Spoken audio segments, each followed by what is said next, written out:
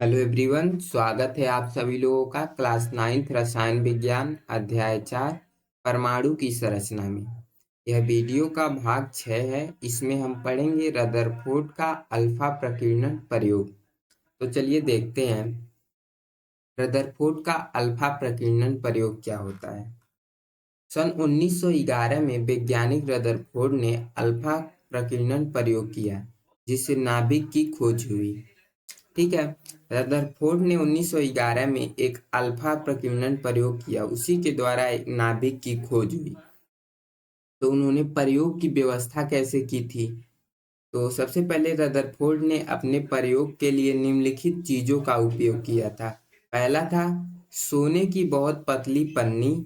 यह लगभग 1000 परमाणु जितनी मोटी थी। सोने का चयन इसलिए किया क्योंकि इसे पीटकर बहुत ही पतली परत बनाई जा सकती है। ठीक है। सोना जो होता है वो बहुत ही आघातवर्धनीयता होता है, उसे पीट कर बहुत ही पतला बनाया जा सकता है। इसलिए इन्होंने सोने का प्रयोग किया, सोने की पतली पन्नी का प्रयोग किया। उसके बाद हीलियम, तेज गति वाला अल्फा कण।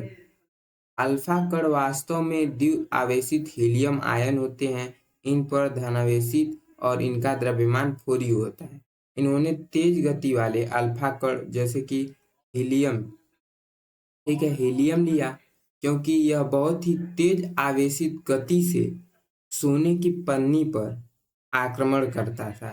और उसके बाद फ्लोरोसेंट स्क्रीन, ये क्या होता है? सोने की पन्नी के चारों ओर एक स्क्रीन लगाई गई थी ताकि जब अल्फा कण उस पर टकराए तो चमक पैदा हो और उनकी दिशा का पता चले। ठीक है।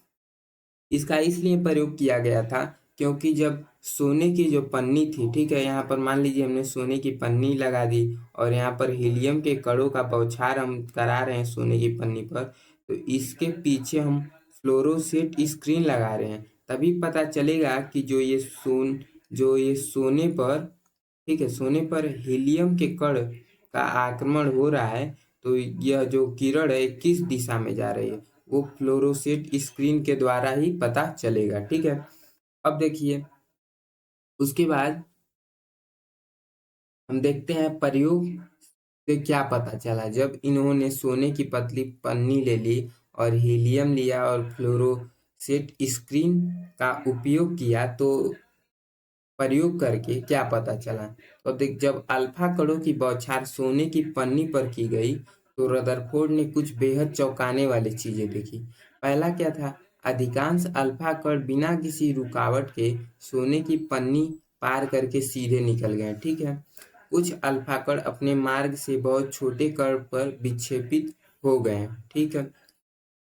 बहुत ही कम कण, लगभग 20,000 में से एक ऐसे थे जो सोने की पन्नी से टकराकर पूरी तरह पीछे की ओर लौट गए।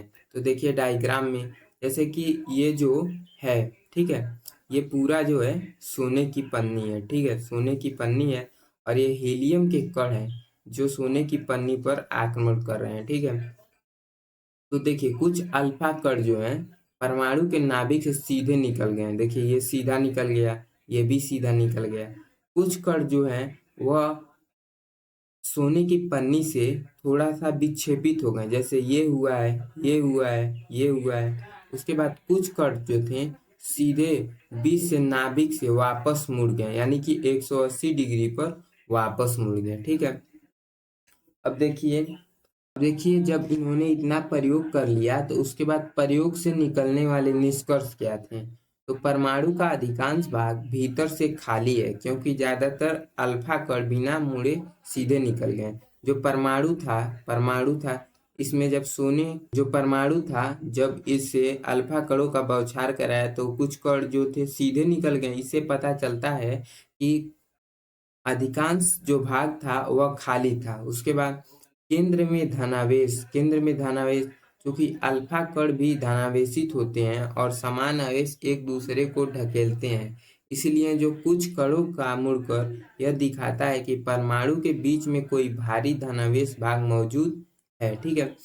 तो अल्फा कण जो होता है वो भी धनावेश होता है। तो जब अल्फा कण बीच से गुजर रहा था तो यहाँ से टकराकर यह फिर अपने मार्ग में वापस आ जा रहा था। इससे पता चला कि परमाणु के नाभिक भी धनावेशित है। उसके बाद देखिए, नाभिक बहुत छोटा और सघन है क्योंकि अल्फा कण बहुत ही छोटे स्थान से टकराकर वापस आ रहा था। जो नाभिक है वह बहुत ही छोटा और सघन है क्योंकि इसी से जो अल्फा कण था टकराकर वापस अपने मार्ग में वापस आ जाता था।